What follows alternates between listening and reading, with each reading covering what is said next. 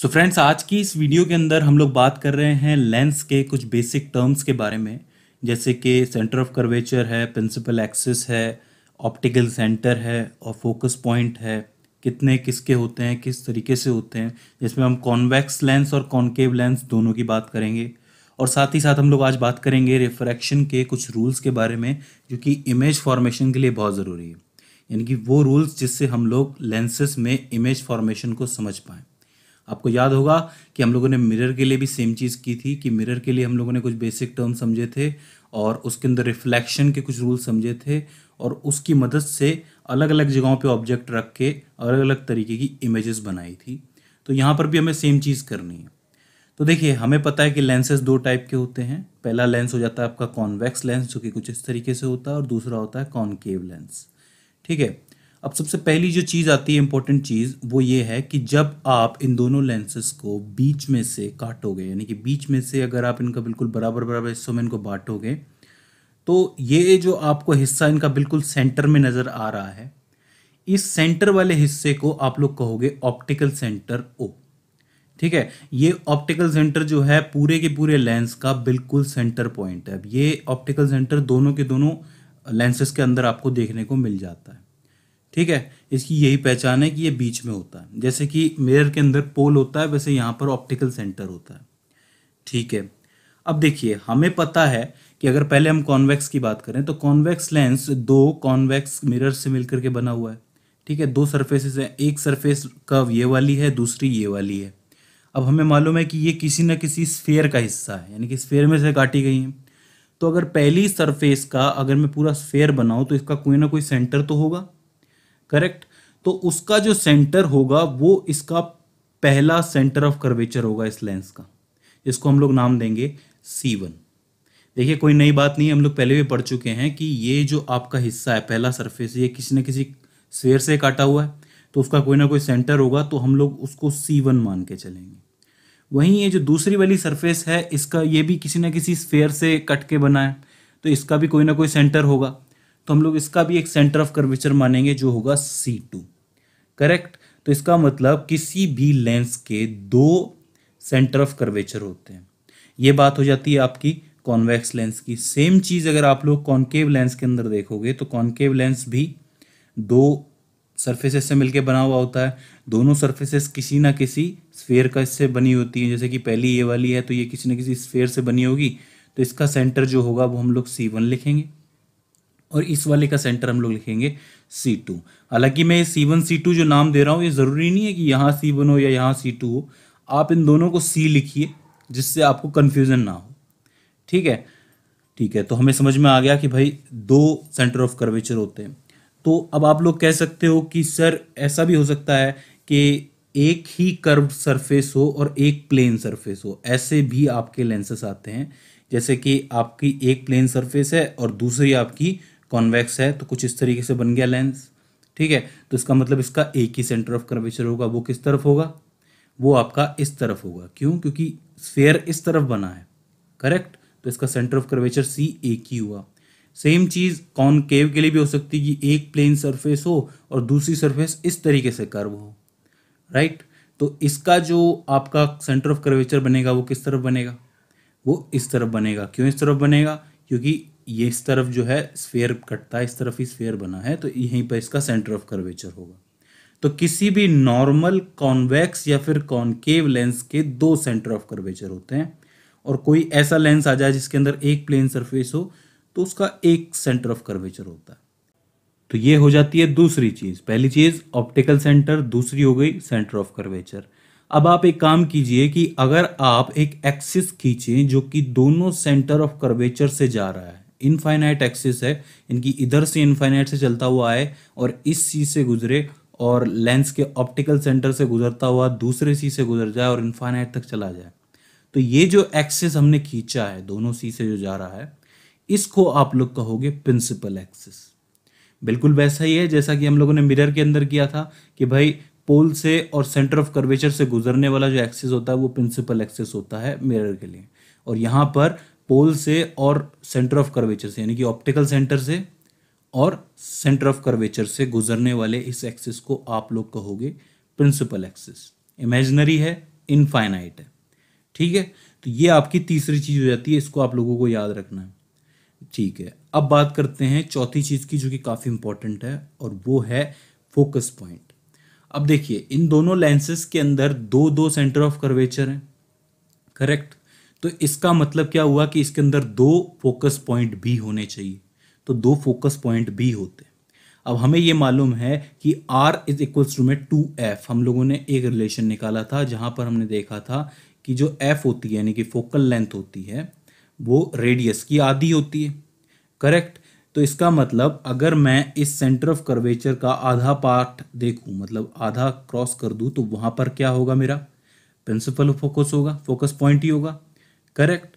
तो इसका मतलब अगर मैं कॉन्वेक्स लेंस लेता हूं, इसके दो सेंटर ऑफ कर्वेचर हैं, तो पहला फोकस यहाँ होना चाहिए और दूसरा फोकस यहाँ होना चाहिए, करेक्ट। इन दोनों फोकस को आप लोग प्रिंसिपल फोकस कहोगे, ठीक है। और ये दोनों की दोनों हाफ है, देख लीजिए, यहां से यहाँ का सी है तो ये वाला हाफ है, और यहां से यहाँ का सी है तो ये वाला हाफ है, करेक्ट। तो इसका मतलब ये दो फोकस पॉइंट लेता है। सेम चीज अगर आप लोग कॉनकेव लेंस के अंदर देखोगे, तो कॉनकेव लेंस के भी दो सेंटर ऑफ कर्वेचर हैं, तो उनकी भी दो फोकस पॉइंट होंगे। एक फोकस पॉइंट यहाँ होगा यानी कि हाफ, एक फोकस पॉइंट यहाँ होगा यानी कि हाफ। तो इस तरीके से आपके दो फोकस पॉइंट बन के आ गए, ठीक है। तो इस चीज से आपको ये चार इंपॉर्टेंट पॉइंट समझ में आ जाते हैं। पहला ऑप्टिकल सेंटर था, दूसरा आपका प्रिंसिपल एक्सिस था, तीसरा आपका जो था सेंटर ऑफ कर्वेचर था, और चौथा जो है आपका ये फोकस पॉइंट है। अब थोड़ी सी डिस्टेंसेस भी देख लीजिए। हमें मालूम है कि फोकस पॉइंट से ऑप्टिकल सेंटर की जो डिस्टेंस होगी उसको क्या कहेंगे आप लोग, फोकल लेंथ कहोगे, जिसको स्मॉल f से लिखा जाता है। ये सारी डेफिनेशंस आपको लिख लेनी है, याद कर लेनी है, पढ़ लेनी है। सेम चीज जो होगी वो आपकी दूसरे वाले फोकस पॉइंट के लिए भी होगी, दूसरी फोकल लेंथ कहोगे इसको आप लोग, ठीक है। ऑप्टिकल सेंटर से लेके f तक के लिए डिस्टेंस होगी। यहाँ पर आपको एक चीज याद रखनी है कि जो ओरिजिन होगा वो ऑप्टिकल सेंटर O ही होगा, यहीं से हम सारी डिस्टेंस नापेंगे, O से F की तरफ, फिर O से वापस F की तरफ, करेक्ट, ठीक है। और ये भी बात हमें मालूम है कि सेंटर ऑफ कर्वेचर C और ऑप्टिकल सेंटर O, इन दोनों के बीच की दूरी को आप लोग क्या कहोगे, उसको आप लोग कहेंगे radius of the curvature. Same चीज जो है वो दूसरे वाले आपके सेंटर ऑफ कर्वेचर के लिए भी होगी, जहां पर आप लोग ऑप्टिकल सेंटर से इस दूसरे सेंटर ऑफ कर्वेचर के बीच की डिस्टेंस नापोगे तो वो भी आर ही निकल के आएगी। तो दोनों लेंसेज के अंदर ऐसा होगा, कॉन्वेक्स के अंदर भी ऐसा होगा, कॉनकेव के अंदर भी ऐसा होगा। हाँ, लेकिन इनके साइंस अलग अलग हो सकते हैं, यानी कि ये हो सकता है कि एक पॉजिटिव हो एक नेगेटिव हो। और वो चीज़ कैसे पता चलेगी, वो चीज़ तब पता चलेगी जब हम लोग साइन कॉन्वेक्शन पढ़ेंगे लेंस का, जो कि हम बहुत जल्दी पढ़ने वाले, करेक्ट। तो इसका मतलब क्या हुआ, क्या पता चला आपको, आपको चारों चीज़ें पता चल गई, दो डिस्टेंसेस पता चल गई, ठीक है। अब बात करते हैं रिफ्रैक्शन के रूल्स की, यानी कि जिनसे इन लेंसेस पर इमेज बनेगी। कुछ रूल्स हैं, कुछ इंपॉर्टेंट रूल्स हैं जो हमें समझने हैं। देखिए, पहला जो रूल है वो ये है कि अगर कोई लेंस आपके सामने पड़ा हुआ है, जैसे कि यहाँ पर कॉन्वेक्स पड़ा है, यहाँ कॉनकेव पड़ा है, तो कॉन्वेक्स लेंस में जब भी कोई लाइट रे प्रिंसिपल एक्सिस के पैरेलल चलती हुई आएगी तो वो क्या करेगी, जैसे ही वो इस इंटरफेस से टकराएगी, वो पैरेलल आई है, तो वो कहाँ से गुजरेगी रिफ्रैक्शन के बाद, वो इस फोकस पॉइंट से गुजरेगी रिफ्रैक्शन के बाद, ठीक है। ये वही नियम है जो कि हम लोगों ने रिफ्लेक्शन में भी देखे थे। ये वाला नियम बहुत इंपॉर्टेंट है, और ये नियम जो है हमारा नहीं है, ये नियम एक्चुअली में नेचर का नियम है। तो ये नियम चेंज नहीं होगा कि अगर कोई इमेज या फिर कोई ऑब्जेक्ट पड़ा है, उसकी जो रेज है, लाइट रेज है, पैरेलल आ रही हैं, यानी कि इनफाइनाइट पे कोई ऑब्जेक्ट पड़ा है और पैरेलल लाइट रेज आ रही हैं, तो वो रिफ्रैक्शन के बाद फोकस पॉइंट पे आके मिलेंगी, ठीक है। सेम चीज़ आप लोग कॉनकेव लेंस में भी देख सकते हो कि अगर कोई लाइट रे, जैसे कि ये लाइट रेज आ रही हैं और ये पैरेलल चलती हुई आ रही हैं प्रिंसिपल एक्सिस के, और जैसे ही आकर के ये इस लेंस के इंटरफेस से टकराएंगी, वैसे ही ये कुछ इस तरीके से रिफ्लेक्ट हो जाएंगी, मतलब इनका जो है रिफ्रैक्ट हो जाएंगी, ठीक है। रिफ्रैक्शन के बाद ये इस डायरेक्शन में जाएंगी, तब आप लोग कह सकते हैं कि ये फोकस पॉइंट पे कहाँ मिली। तो देखिए, जब आप लोग इन लाइट रेस को इमेजिनरी रूप से पीछे की तरफ बढ़ाओगे तो वो फोकस पॉइंट पर मिलती हुई नजर आएंगी इस तरीके से, देख सकते हैं आप लोग। ये इसी तरीके से बैंड हुई है, इसी तरीके से ये रिफ्रैक्ट हुई है। तो ठीक है, तो लॉ के हिसाब से पैरेलल आई और फोकस से गुजरी। ठीक है, अब ये भले ही इमेजिनरी है लेकिन गुजरी फोकस से, तो ये हो जाता है आपका पहला रूल। इसको याद रखना, ये बहुत काम आएगा। दूसरे रूल की बात करते हैं जो कि बिल्कुल इसका रिवर्स होगा, यानी कि इसी का आपको उल्टा कर देना है। इस बार जो लाइट रे चलती हुई आएंगी वो फोकस पॉइंट से आएंगी, और वो जब फोकस पॉइंट से आएंगी तो रिफ्रैक्शन के बाद क्या होगा, प्रिंसिपल एक्सिस के पैरेलल निकल जाएंगे। उल्टा है, रिवर्स है। यानी कि अगर जैसे आपके सामने कोई कॉन्वेक्स लेंस है तो उसमें ये लाइट रेस फोकस से आई और आकर के इस इंटरफेस से टकराई। अब चूंकि ये फोकस पॉइंट से आई हैं तो ये प्रिंसिपल एक्सिस के पैरेलल निकल जाएगी। अब याद रखना, ये पैरेलल तभी निकलेंगी जब ये इस फोकस पॉइंट से आएंगी। ऐसा ज़रूरी नहीं है कि अगर मान लीजिए कि पॉइंट इसका चेंज हो जाए, यानी कि ये लाइट रेज अगर मान लो पीछे से आ रही हैं, तब ये जा करके इसी प्रिंसिपल एक्सिस पे कहीं जाके मिल जाएंगी, तब ये पैरेलल नहीं जाएंगी। रूल है तो रूल ही रहेगा कि फोकस पॉइंट से आई है तभी पैरेलल जाएंगी। करेक्ट। यही चीज़ आप लोग कॉनकेव लेंस के अंदर भी देख सकते हो कि जैसे कुछ लाइट रेज आ रही हैं कुछ इस तरीके से, ठीक है, यहाँ पे आके इंटरफेस से टकराई। अगर आप इमेजिनरी रूप से इनको बढ़ा के देखोगे तो ये फोकस पॉइंट पे, दूसरे फोकस पॉइंट पे मिलती हुई नजर आ रही है आप लोगों को। सही है। तो जैसे ही ये इस इंटरफेस से टकराएंगी तो रिफ्रैक्शन होगा, तो ये प्रिंसिपल एक्सिस के पैरेलल निकल जाएंगी। करेक्ट।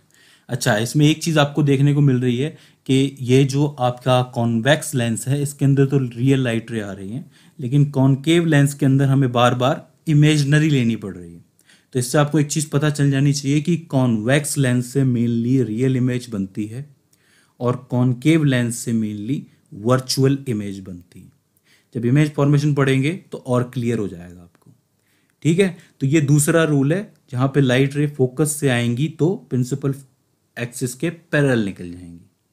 बात करते हैं तीसरे लास्ट बट नॉट लीस्ट नियम के बारे में, रूल के बारे में, जो कि क्या कहता है, जो कि ये कहता है कि अगर एक लाइट रे सीधी आती है और ऑप्टिकल सेंटर से गुजरती है तो वो बिल्कुल बिना किसी डेविएशन के ऑप्टिकल सेंटर की दिशा में यानी कि डायरेक्शन में ही निकल जाएगी। बिल्कुल सेंटर ऑफ कर्वेचर वाला लॉ है कि अगर कोई लाइट रे सेंटर ऑफ कर्वेचर से गुजरती थी तो वो उसी से गुजर जाती थी, कोई दिक्कत नहीं होती थी। यहाँ पर मेन जो है वो आपका ऑप्टिकल सेंटर है। तो अगर कोई लाइट रे ऑप्टिकल सेंटर से गुजरी है, जैसे मान लीजिए कि आपके पास कोई कॉन्वेक्स लेंस है, उसमें कोई लाइट रे अगर इस ऑप्टिकल सेंटर से गुजरी तो बगैर डेविएशन के बिल्कुल सीधे सीधे निकल जाएगी। सेम चीज़ कॉनकेव लेंस के अंदर भी देख सकते हो। यहाँ पर क्या होगा कि कोई लाइट रे आई और इस ऑप्टिकल सेंटर से गुजरी तो वो बिल्कुल इसी डायरेक्शन में गुजर गई। अब इन तीन लॉस की मदद से हम लोग इन लेंसेज के अंदर इमेज फॉर्मेशन करके देखेंगे, और उससे पहले हम लोग शायद साइन कॉन्वेक्शन भी पढ़ेंगे। करेक्ट। तो आप लोगों ने क्या क्या देखा कि लेंस है, लेंस के 3-4 इंपॉर्टेंट टर्म्स देख लिए, डिस्टेंसेस देख ली, और रिफ्रैक्शन के इमेज फॉर्मेशन वाले रूल देख लिए। ठीक है, आई होप आपको ये सब कुछ समझ में आया होगा। अगर इसके बाद भी इसके अंदर आपको कोई क्वेश्चन आता है, कोई सवाल आता है, कोई क्वेरी आ जाती है, या फिर हमसे कोई गलती हो जाती है, तो आप हमें कमेंट सेक्शन के ज़रिए बता सकते हैं। और अगर आप लोग पिछली वीडियोस ढंग से देखते हुए आ रहे हैं तो ये आपके लिए और भी इजी रहेगा। सो फ्रेंड्स, आज की इस वीडियो के अंदर बस इतना ही। सी यू इन द नेक्स्ट।